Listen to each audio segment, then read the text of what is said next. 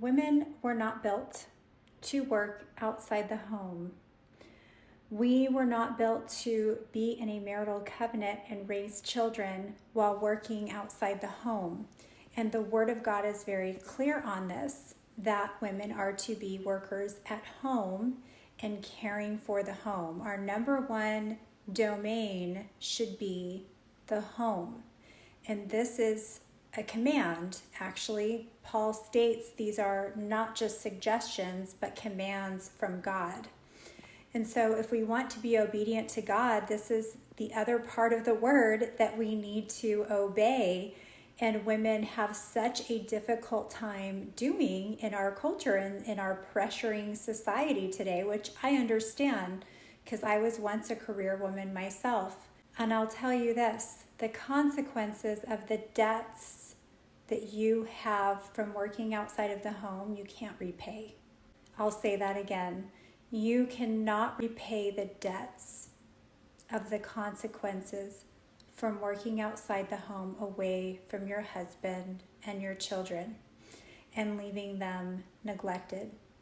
You can't, and the word is clear on this, we are not to have two masters.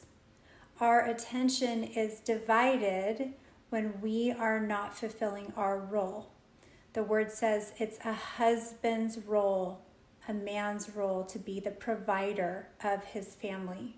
So whatever you need to do to change your lifestyle, however you need to change it in order to fulfill your role in the home, is the adjustments you need to make with your husband, with your family, in order to be at home for your husband and your children. And just to add to this on the Proverbs 31 woman, it's very clear that in that passage, her first priority is her home. Her number one priority in what is described of the Proverbs 31 woman is her husband and her children and how she cares for them, as well as how she cares for herself.